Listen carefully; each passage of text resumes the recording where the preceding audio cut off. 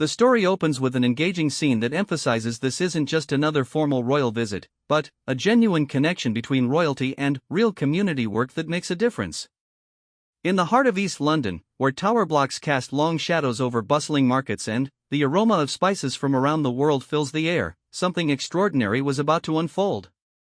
It wasn't just another royal visit with formal handshakes and polite conversations. This was the day when two of Britain's most prominent figures would step into the real world of community spirit, discovering stories that would touch their hearts and inspire a nation. The morning sun painted the London skyline in golden hues as preparations began in earnest across several community centres in Tower Hamlets. Volunteers who had worked tirelessly for years in obscurity suddenly found themselves at the centre of royal attention. But this wasn't about ceremony or protocol.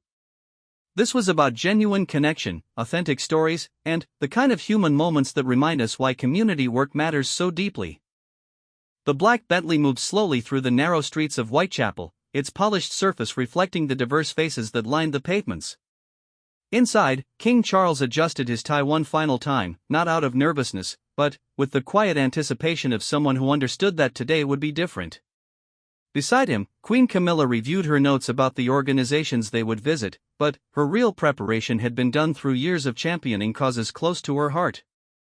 Their first destination was the Shadwell Community Centre, a modest building that had served as a lifeline for local families for over 3 decades.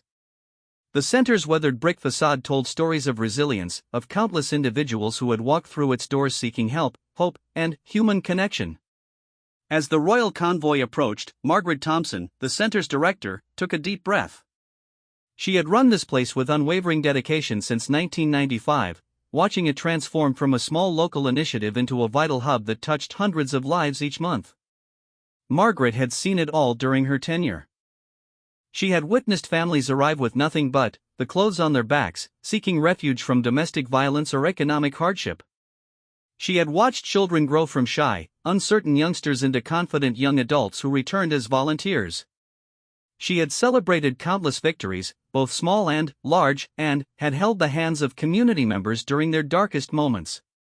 Today, she would share these stories with people who could amplify their impact far beyond the borders of East London. The royal couple stepped out of their vehicle to genuine warmth from the gathered crowd. There were no barriers here, no formal distance between royalty and residents. Children pressed forward with handmade drawings, elderly residents offered shy smiles, and teenagers who might normally show indifference found themselves genuinely curious about these visitors who had chosen to come to their neighborhood. Inside the community center, the atmosphere was electric with anticipation. The main hall had been transformed, not with expensive decorations, but with displays showcasing the real work being done every day. Photographs lined the walls, each one telling a story of transformation, resilience, and hope. There was Sarah, a single mother of 3 who had arrived at the center 2 years ago, homeless and desperate. Now she ran the center's job training program. There was Ahmed, a former refugee who had learned English through the center's classes and now worked as a translator for newly arrived families. Queen Camilla moved through the displays with genuine interest, stopping to read each story carefully.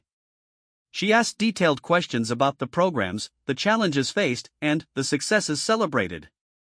Her engagement was not performative but authentic, drawing on her years of experience with similar organizations across the country. She understood the language of community work, the delicate balance between offering support and empowering independence. King Charles found himself in deep conversation with a group of volunteers who ran the center's environmental program. They had transformed a vacant lot behind the building into a thriving community garden, complete with raised beds, a greenhouse, and areas for children to learn about sustainable growing. The king's passion for environmental causes was well known, but here he encountered grassroots activism that was making a tangible difference in people's daily lives. "Your Majesty," said David Chen, a retired teacher who coordinated the garden project, "we started with nothing but determination and a few packets of seeds donated by local residents. Now we supply fresh vegetables to 12 families every week, and we've taught over 50 children how to grow their own food." The king's eyes lit up as he examined the carefully tended plots, each one representing hours of volunteer labor and community cooperation. The royal visit to the children's area proved particularly moving. Here, Queen Camilla encountered the after-school program that had become a sanctuary for young people whose parents worked multiple jobs or faced other challenges. The program provided not just supervision, but mentorship, tutoring, and creative outlets that helped children discover their potential. She sat with a group of 8-year-olds who were working on an art project, their faces serious with concentration as they painted pictures of their dreams for the future. "I want to be a doctor," announced Fatima, a bright-eyed girl whose family had arrived from Somalia 3 years earlier. "Miss Jennifer says I'm really good at science." Jennifer Martinez, the program coordinator, beamed with pride as she explained how Fatima had overcome significant language barriers to excel in her studies. The Queen listened intently, understanding that behind this simple interaction lay months of dedicated support, patience, and belief in a child's potential. The Elderly Residence Program presented another facet of the center's work. King Charles spent considerable time with a group of seniors who had found new purpose through the center's intergenerational initiatives. They worked with younger volunteers on various projects, from teaching traditional crafts to sharing oral histories of the neighborhood's evolution over the decades. Frank Morrison, an 82-year-old former dockworker, regaled the king with stories of how the area had changed since his childhood, painting a vivid picture of community resilience through economic ups and downs. "We've seen this neighborhood transform many times," Frank explained, his weathered hands gesturing toward the windows that looked out onto busy Commercial Road. "But, the spirit of looking out for each other, that's never changed. This center, it's not just about programs and services. It's about keeping that spirit alive for the next generation." As the morning progressed, both royal visitors became increasingly aware that they were witnessing something special. This wasn't charity in the traditional sense, where help flows in one direction.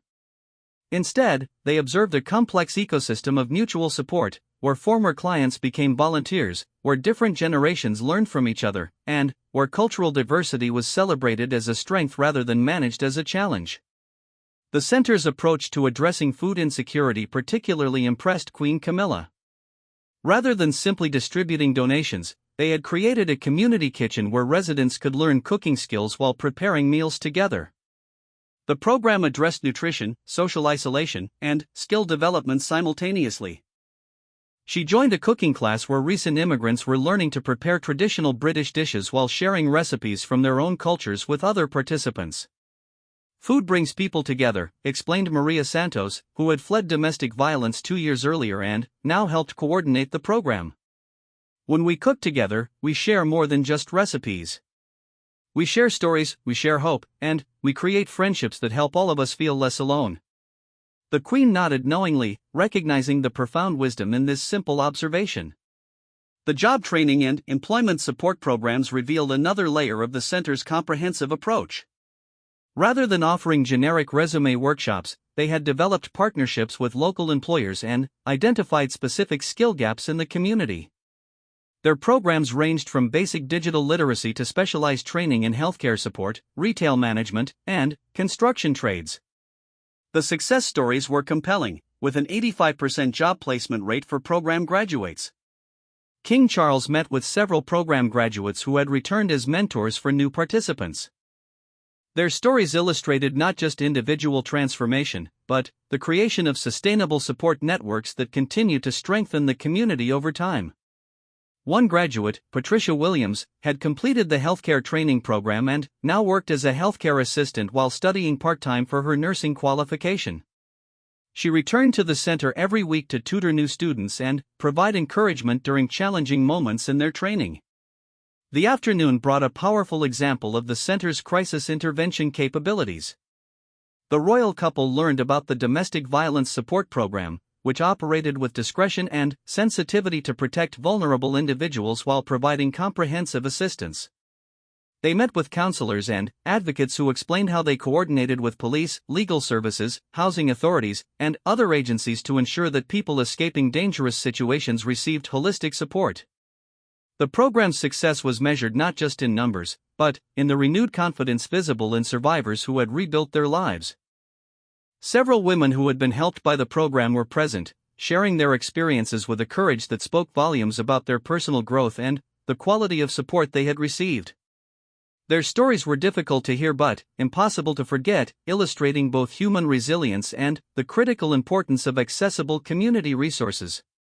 As the day continued, patterns emerged that distinguished this community center from purely service-oriented organizations. Everything was designed to build capacity rather than create dependency. Clients became volunteers, volunteers developed into leaders, and leaders often moved on to create new initiatives elsewhere while maintaining connections to their original community. This approach created expanding networks of support that reached far beyond the center's physical boundaries. The Youth Mentorship Program exemplified this philosophy. Teenagers who had been helped through difficult periods returned to support younger children facing similar challenges. The peer-to-peer support proved incredibly effective, as young people often responded better to guidance from someone who had walked a similar path rather than from adults whose experiences felt too distant to be relevant. King Charles spent considerable time with Marcus Johnson, a 17-year-old who had been involved with the center since age 12. Marcus had initially come to the after-school program because his mother worked evening shifts and needed safe supervision for her son. Over the years, he had participated in tutoring, sports programs, leadership development, and community service projects. Now he helped coordinate activities for younger children while preparing for university applications. "This place taught me that I could be more than my circumstances," Marcus explained with a maturity that belied his age. "When I was younger, I thought success meant leaving this neighborhood behind. Now I understand that real success means developing the skills and knowledge to contribute positively wherever you are." His words resonated deeply with the king, who had spent decades grappling with questions of service, duty, and the responsibility that comes with privilege. The center's approach to celebrating cultural diversity while building community cohesion impressed both royal visitors. Rather than treating multiculturalism as a challenge to be managed, they had created programs that encouraged cross-cultural learning and friendship. The annual International Food Festival, community language classes, and cultural exchange programs had helped forge connections between families from Bangladesh, Somalia, Poland, Jamaica, and many other countries. These initiatives had practical benefits beyond their social value. Language exchanges helped recent immigrants improve their English while allowing British-born residents to learn new languages. Cultural celebrations introduced families to traditions they might never have encountered otherwise, building understanding and appreciation across different communities. The result was a neighborhood where diversity was genuinely celebrated rather than merely tolerated. As the afternoon wore on, both King Charles and Queen Camilla found themselves deeply moved by the stories they encountered. These weren't abstract policy discussions or statistics about social programs. These were real people whose lives had been fundamentally changed through the simple but powerful act of community members caring for each other. The center served as a catalyst and coordinator, but the real magic happened in the relationships formed between neighbors who discovered they had more in common than they had initially imagined.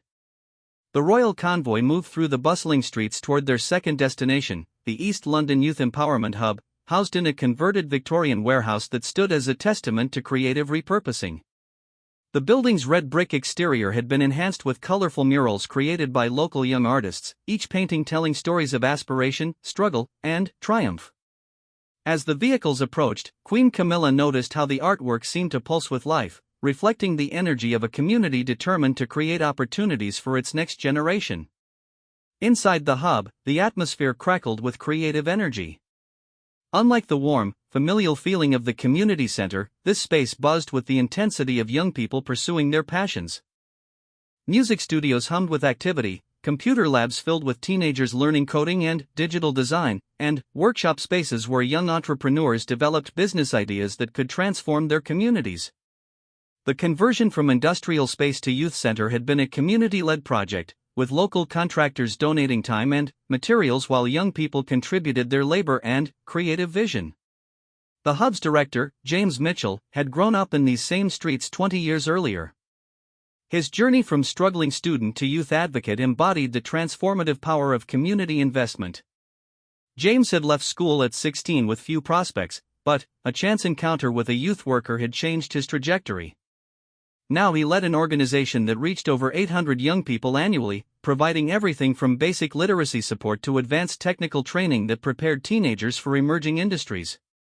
Your Majesties, James began as he welcomed the royal couple. What you'll see today isn't just about keeping young people off the streets, though that's important. It's about helping them discover talents they didn't know they had and giving them the tools to pursue dreams they might never have imagined possible. His words carried the weight of personal experience, and both visitors sensed they were about to encounter something extraordinary. The music program immediately captured their attention. In soundproof studios, teenagers from diverse backgrounds collaborated on original compositions that blended grime, Afrobeat, electronic music, and traditional folk influences. The resulting sound was distinctly London, reflecting the city's multicultural character while addressing issues relevant to young people's daily lives. Queen Camilla found herself drawn into conversations with aspiring musicians who spoke passionately about using their art to address social issues and build bridges between communities. Aaliyah Okafor, a 16-year-old songwriter, performed an original piece that addressed her experience as a second-generation immigrant navigating between her Nigerian heritage and British identity. Her lyrics were sophisticated and deeply personal, touching on themes of belonging, cultural pride, and the challenges of growing up in a rapidly gentrifying neighborhood. The Queen listened with evident emotion, recognizing the artistic skill and emotional intelligence required to transform personal struggle into universal themes. Music gave me a voice when I didn't know how to speak about difficult things, Aaliyah explained after her performance. Through songwriting, I learned that my experiences aren't just mine. Other young people face similar challenges, and when we share our stories through music, we help each other feel less alone. Her words highlighted the therapeutic and community-building aspects of creative expression that the Hub fostered among its participants. The Technology Center presented a different but equally impressive facet of the Hub's work. Young people who had grown up with smartphones and social media were being introduced to the underlying technologies that powered their daily experiences. Coding classes, web design workshops, and digital marketing training provided pathways into growing technology sectors while addressing the digital divide that often excluded young people from disadvantaged backgrounds from tech careers. King Charles spent considerable time with Dmitry Kowalski, a 17-year-old whose family had immigrated from Poland when he was 8. Dmitry had discovered his passion for programming through the Hub's computer classes and now led coding workshops for younger children while developing a mobile app designed to connect elderly residents with volunteer services in their neighborhood. His project demonstrated how technical skills could be applied to address real community needs. "I used to think technology was something that happened to us," Dmitry explained as he demonstrated his app's functionality. "Through the programs here, I learned that we can be creators, not just consumers. My app is still in development, but I've already had interest from 3 local councils who want to pilot it in their areas." The king was impressed not just by the technical achievement, but by Dmitry's vision of technology as a tool for social good. The entrepreneurship program revealed another dimension of the Hub's comprehensive approach to youth development. Rather than focusing solely on traditional employment preparation, they encouraged young people to identify problems in their communities and develop business solutions. The program provided mentorship, basic business training, and small grants that enabled teenagers to test their ideas in real market conditions. Maya Patel, an 18-year-old who had graduated from the program the previous year, returned to share her success story. She had identified a gap in healthy, affordable meal options for busy families in her neighborhood and launched a meal preparation service that employed other young people while addressing local food access issues. Her business had grown from serving 5 families to over 50, and she was preparing to expand into catering for community events. "The program taught me that having a good idea isn't enough," Maya explained to an attentive Queen Camilla. "You need to understand your customers, manage your finances, and build systems that can grow. But, most importantly, you need to stay connected to the community you're trying to serve." Her business model prioritized local hiring and sourcing, creating a multiplier effect that benefited the broader neighborhood economy. The Hub's approach to addressing educational challenges particularly impressed both royal visitors. Rather than competing with formal education, they supplemented it with programs that addressed gaps and provided alternative pathways for different learning styles. Their tutoring programs were peer-led, with older students helping younger ones while developing their own leadership and teaching skills. The approach created a culture where academic achievement was celebrated and supported by peers rather than viewed with suspicion. The literacy program worked with teenagers who had struggled in traditional classroom settings, using creative writing, spoken word poetry, and digital storytelling to rebuild confidence and skills. Many participants discovered they were intelligent and creative, but had been failed by educational approaches that didn't match their learning styles. The program's success was measured not just in improved test scores, but in renewed enthusiasm for learning and higher educational aspirations. King Charles engaged in lengthy conversation with Robert Thompson, a 19-year-old who had been written off by his school as a behavioral problem. Through the Hub's alternative education program, Robert had discovered his talent for creative writing and developed into a confident public speaker who now facilitated workshops for younger students facing similar challenges. His transformation illustrated the program's philosophy that behavioral issues often reflected unmet educational needs rather than fundamental character flaws. "I thought I was stupid," Robert shared with characteristic honesty. "Teachers kept telling me to sit still, be quiet, and memorize information that didn't seem relevant to my life. Here, I learned that intelligence comes in many forms and that my energy and creativity were assets, not problems. Now I help other kids realize that their differences might actually be their strengths." The sports and fitness programs provided another avenue for personal development and community building. Rather than focusing solely on competitive athletics, they used sports as a vehicle for teaching life skills, building confidence, and creating positive peer relationships.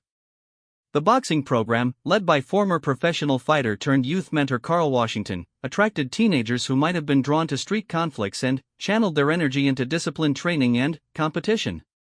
Carl's own story resonated powerfully with program participants. He had grown up in similar circumstances, using boxing as an escape from neighborhood pressures and eventually competing at national levels before injury ended his professional career. His transition to youth work had been natural, as he understood the challenges facing young people in the area and could speak to them with authentic credibility. "Boxing teaches you more than just how to fight," Carl explained to the king as they watched teenagers practicing their techniques. "It teaches discipline, respect, and how to handle pressure. More importantly, it shows young people that they can overcome obstacles through hard work and determination. These lessons apply whether you're in the ring or in the classroom or at a job interview." The Girls' Empowerment Program addressed specific challenges facing young women in the community, from body image pressures to career limitations to safety concerns. The program combined practical skill building with confidence development and peer support networks.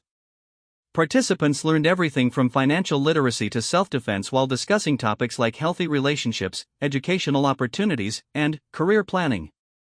Queen Camilla spent considerable time with this program, recognizing parallels to her own advocacy work around domestic violence prevention and women's empowerment. She was particularly impressed by the peer mentorship model, where older participants guided younger ones while developing their own leadership capabilities. The program created a pipeline of confident young women who supported each other's aspirations and challenged limiting stereotypes about what girls from their neighborhoods could achieve. Zara Ahmed, a 17-year-old program participant, had used skills learned through the Hub to start a small business creating and selling hijabs with empowering messages embroidered in Arabic and English. Her designs celebrated her Muslim identity while addressing mainstream fashion markets, and she had begun selling through online platforms with support from the entrepreneurship program. Her success demonstrated how the Hub's different programs reinforced each other to create comprehensive support for young people's ambitions. "The program taught me that being proud of my culture and my faith doesn't limit my opportunities," Zara explained as she showed the Queen samples of her work. "Instead, my unique perspective and experiences give me advantages in creating products that speak to customers who haven't been well-served by traditional fashion companies." The mental health and well-being support services provided crucial infrastructure that enabled all other programs to succeed. The Hub recognized that young people facing trauma, anxiety, depression, or other mental health challenges couldn't fully benefit from educational or employment programs without appropriate support. Their approach integrated counseling with creative therapies, peer support groups, and family engagement programs. The mental health team worked closely with local NHS services while providing immediate, accessible support that bridged gaps in formal healthcare provision. Many young people preferred receiving help in the familiar, non-clinical environment of the Hub rather than traditional medical settings. The integration of mental health support with other programs helped reduce stigma while ensuring that participants received holistic assistance. Dr. Sarah Williams, the Hub's counseling coordinator, explained their trauma-informed approach to both royal visitors.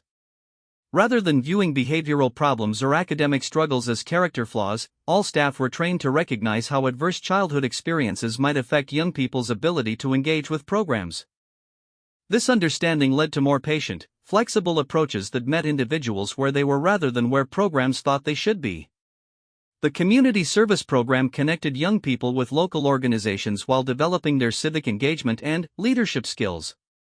Participants volunteered with elderly residents, environmental cleanup projects, local food banks, and community events while learning about social issues and developing empathy for different population groups. The program created positive visibility for teenagers in the neighborhood while building bridges between generations. Many participants discovered career interests through their volunteer work, leading them to pursue relevant training or education. Others developed lasting commitments to community service that continued long after their formal involvement with the Hub ended. The program demonstrated how young people could be assets to their communities rather than problems to be managed, challenging negative stereotypes while building positive relationships with adult neighbors. As the afternoon progressed, both King Charles and Queen Camilla recognized that the Hub represented more than just youth programming.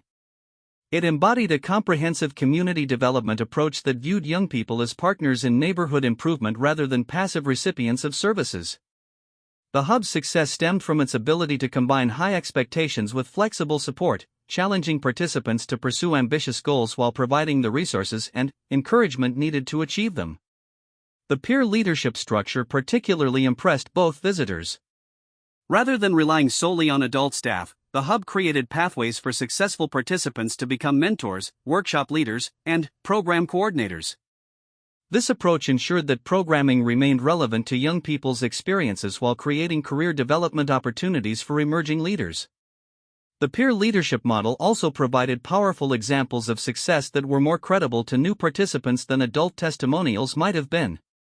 The Hub's financial sustainability model demonstrated innovative thinking about funding community programs. Rather than relying entirely on grants or government funding, they had developed social enterprises that generated revenue while providing training opportunities for participants. Their recording studio rented time to local musicians, their catering service supplied community events, and their graphic design workshop accepted commercial projects that funded equipment and materials for training programs. This approach provided several benefits beyond financial sustainability. Participants gained real-world experience working with paying customers, learned about business operations, and developed professional networks that could lead to future opportunities. The social enterprises also increased the Hub's visibility in the broader community while demonstrating the capabilities of young people who might otherwise be overlooked by potential employers or collaborators. As evening approached, both royal visitors found themselves profoundly moved by what they had witnessed. The Youth Hub had shown them a model of community investment that produced measurable outcomes while honoring the dignity and potential of every young person who walked through its doors. The transformation visible in participants wasn't just about acquiring skills or avoiding problems, but about developing the confidence and vision needed to become positive forces in their communities and beyond. The final destination of the royal visit stood at the intersection where East London's industrial past met its evolving future. The Community Wellness and Integration Centre occupied a former textile factory that had been transformed through collaborative effort between local residents, immigrant communities, and urban regeneration specialists. The building's restoration had preserved its Victorian character while incorporating modern accessibility features and energy-efficient systems that reflected the community's commitment to environmental sustainability. Dr. Amara Hassan, the center's founding director, waited at the entrance with barely contained excitement. As a former refugee from Somalia who had arrived in London 15 years earlier with her 2 young children and limited English skills, she embodied the transformative journey that the center facilitated for hundreds of individuals annually. Her path from struggling newcomer to respected community leader illustrated the remarkable potential that emerged when people received appropriate support during vulnerable transitions. The center's origin story began 5 years earlier when Dr. Hassan, then working as a community health advocate, recognized that existing services were failing to address the complex, interconnected challenges facing newly arrived immigrants and long-term residents experiencing economic displacement. Traditional approaches treated housing, employment, healthcare, education, and social integration as separate issues, requiring people to navigate multiple bureaucracies while managing language barriers and cultural adjustment challenges. Your Majesties, Dr. Hassan began as she welcomed King Charles and Queen Camilla. What we've created here represents a different philosophy about how communities can support human flourishing. Instead of asking people to fit into existing systems, we've designed systems that adapt to people's actual circumstances and needs. Her words carried the authority of someone who had experienced both sides of the support equation, first as a recipient and, later as a provider of community services. The medical clinic represented the center's most innovative programming. Rather than operating as a traditional healthcare facility, it functioned as a community health hub that addressed social determinants of health alongside medical concerns. The clinical team included doctors, nurses, mental health counselors, and community health workers who spoke multiple languages and understood the cultural factors that influenced health behaviors and healthcare access. Queen Camilla spent considerable time with Dr. Maria Rodriguez, a GP who had left a comfortable suburban practice to work at the center.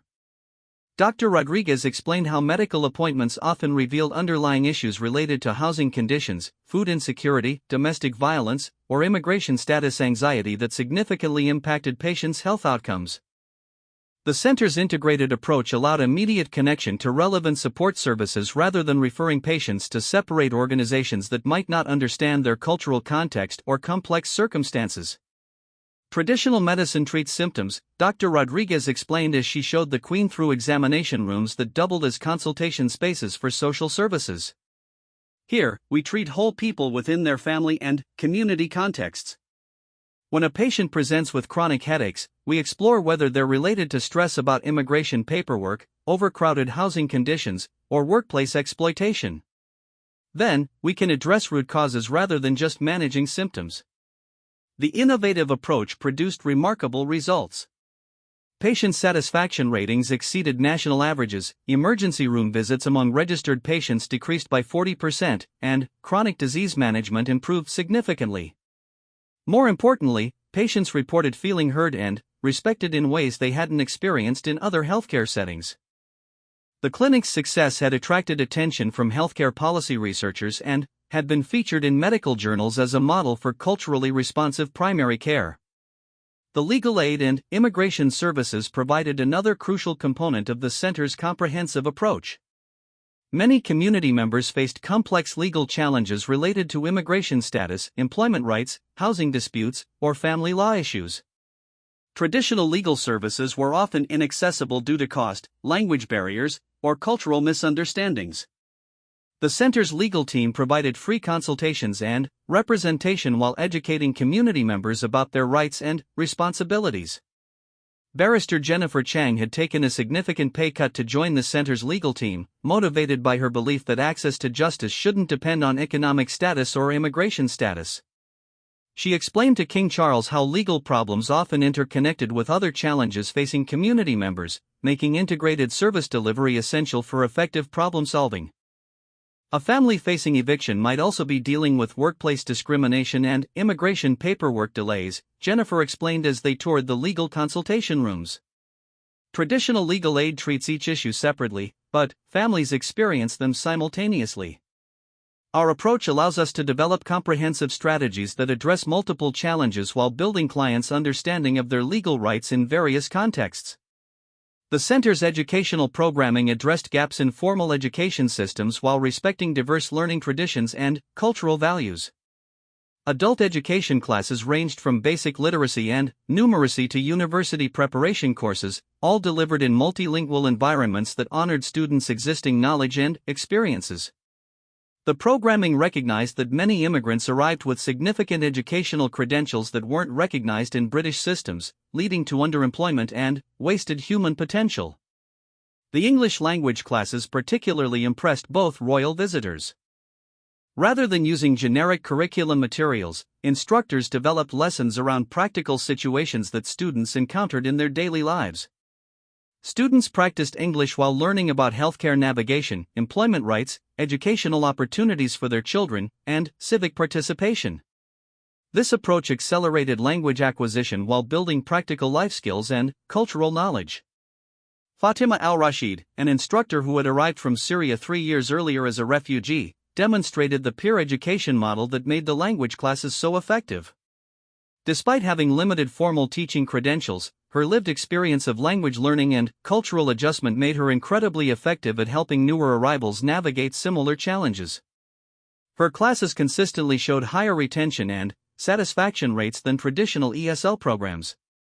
When I teach English, I'm not just teaching grammar and vocabulary, Fatima explained to Queen Camilla as her intermediate class practiced role-playing job interview scenarios. I'm teaching survival skills, confidence, and hope. My students see that if I could learn English and find meaningful work, they can too. Sometimes the most important lesson is believing in your own potential. The childcare and early childhood education programs addressed critical needs that often prevented parents from accessing other services or pursuing educational and employment opportunities. The center's nursery operated with longer hours and more flexible scheduling than traditional childcare providers, recognizing that many parents worked irregular hours in service industries or attended classes and appointments at various times throughout the week. The early childhood curriculum incorporated multicultural elements that honored children's home languages and cultural traditions while preparing them for British educational systems. Children learned songs and stories from around the world, celebrated diverse holidays and traditions, and developed pride in their multicultural identities. This approach helped children develop strong cultural foundations while building bridges across different communities represented in the program. King Charles spent considerable time observing a group of 4-year-olds who were engaged in a cooking activity that incorporated recipes from Bangladesh, Nigeria, and Britain. The children worked together to prepare simple dishes while learning about measurement, following instructions, and cultural traditions. Their natural curiosity about different foods and customs demonstrated how multicultural learning could happen organically when facilitated by skilled educators. The employment services took a holistic approach to career development that addressed both practical barriers to employment and systemic factors that limited opportunities for community members. Rather than focusing solely on job placement, the program provided career counseling, skills training, professional networking opportunities, and advocacy with employers who might have unconscious biases against candidates from certain backgrounds. The program's success stemmed from its deep understanding of both job market realities and the specific challenges facing different groups within the community. Services were tailored to address the needs of professional refugees whose credentials weren't recognized, women returning to work after raising children, young adults who had left school early, and older workers facing age discrimination. Each pathway required different strategies while drawing on common principles of dignity, empowerment, and systemic change. Sarah Okonkwo, the Employment Services Coordinator, had previously worked in corporate recruitment before joining the center's team. Her insider knowledge of hiring practices proved invaluable in preparing candidates for job searches while also educating employers about the untapped talent available in immigrant communities. She had developed partnerships with progressive employers who were committed to inclusive hiring practices and provided ongoing support to ensure successful workplace integration. Many of our community members have incredible skills and experiences, but they need help translating those assets into language that British employers understand, Sarah explained to King Charles as they reviewed success stories from the employment program. At the same time, we work with employers to recognize how their hiring practices might inadvertently screen out qualified candidates from different cultural backgrounds. The housing advocacy and support services addressed one of the most pressing challenges facing community members. East London's rapid gentrification had created a housing crisis that disproportionately affected low-income families and recent immigrants. The center's housing team provided tenant advocacy, assistance with housing applications, and education about housing rights while also advocating for policy changes that would preserve affordable housing options. The housing program had achieved remarkable success in preventing evictions and helping families access better housing conditions. Their approach combined individual case advocacy with broader community organizing efforts that gave residents a collective voice in neighborhood development decisions. The program demonstrated how individual support services could be combined with structural change efforts to address both immediate needs and underlying systemic problems. The community organizing and civic engagement programs represented perhaps the center's most transformative work. Rather than positioning community members as clients receiving services, these programs supported them in becoming advocates for change in their own communities. Participants learned about British political systems, developed public speaking and organizing skills, and worked on campaigns addressing issues they had identified as priorities. The civic engagement program had already produced significant victories. Community members had successfully advocated for improved bus service to connect their neighborhood with employment centers, secured funding for traffic safety improvements around local schools, and influenced council decisions about development projects that would have displaced long-term residents. These achievements built confidence while demonstrating that immigrant communities could be powerful voices in local democracy. Queen Camilla participated in a community meeting where residents were discussing strategies for addressing the closure of a local library branch due to budget cuts. The meeting was conducted in 3 languages with simultaneous translation, ensuring that all community members could participate fully regardless of their English proficiency. The sophisticated analysis and strategic thinking demonstrated by participants challenged stereotypes about immigrant communities while highlighting the democratic potential unleashed when people have appropriate support for civic participation. The cultural preservation and celebration programs honored the rich traditions that community members brought from their countries of origin while building bridges across different cultural groups. The center hosted regular cultural events, maintained a community kitchen where families could prepare traditional foods, and offered classes where community members taught each other traditional crafts, music, and dance forms. These programs served multiple purposes beyond cultural celebration. They provided opportunities for elders to share knowledge with younger generations, created income opportunities for skilled artisans, and attracted visitors from other parts of London who wanted to learn about different cultures. The cultural programs also built pride and confidence among community members while challenging mainstream narratives that positioned cultural diversity as a problem rather than an asset. The intergenerational programs proved particularly powerful in building community cohesion. Older immigrants shared their experiences of adaptation and resilience with younger families, while children and teenagers helped elders navigate technology and contemporary cultural references. These relationships created informal support networks that extended far beyond formal programming while honoring the wisdom and contributions of all community members. As the evening continued, both King Charles and Queen Camilla recognized that the center represented a comprehensive model for community development that addressed individual needs while building collective capacity for positive change. The integration of services allowed complex challenges to be addressed holistically while the emphasis on empowerment and advocacy created sustainable improvements that would benefit the community long-term. The center's impact extended far beyond its immediate participants. Graduates of various programs had started their own businesses, won election to local councils, pursued higher education, and launched new community initiatives in other neighborhoods. The ripple effects created expanding networks of positive change that demonstrated how investment in community infrastructure could generate returns that multiplied over time. The financial sustainability model reflected innovative thinking about funding community organizations. While the center received grants and government contracts, they had also developed fee-for-service programs that generated revenue while extending their impact. They provided cultural competency training for other organizations, consultation services for policy development, and research partnerships with universities studying community integration models. As the royal visit concluded with an evening reception, both visitors reflected on the profound stories they had encountered throughout the day. From the grassroots community organizing at the first center through the creative youth development at the hub to the comprehensive integration services at their final stop, they had witnessed an ecosystem of community support that honored human dignity while producing measurable improvements in people's life outcomes. The evening reception brought together participants from all 3 organizations along with local political leaders, funders, and community partners. The conversations were animated and hopeful, reflecting the energy that emerged when people felt genuinely supported in pursuing their aspirations while contributing to their community's well-being. King Charles addressed the gathering with evident emotion, reflecting on the day's experiences and their implications for his understanding of effective community development. Queen Camilla spoke about the inspiration she had drawn from meeting individuals who had transformed personal challenges into community assets while maintaining their cultural identities and values. But, perhaps the most powerful moment came when community members presented the royal couple with a collaborative artwork created by participants from all three organizations.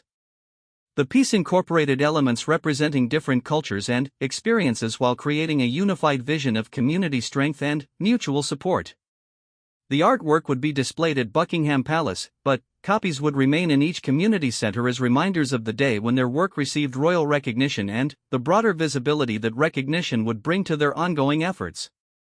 As their convoy departed through streets now illuminated by evening lights, both King Charles and Queen Camilla carried with them not just memories of inspiring programs and remarkable individuals, but a deeper understanding of how communities could nurture human potential when they combined high expectations with flexible support, individual empowerment with collective action, and respect for cultural diversity with shared commitment to mutual flourishing. The lessons learned during their day in East London would influence their future advocacy and support for community organizations across Britain and beyond.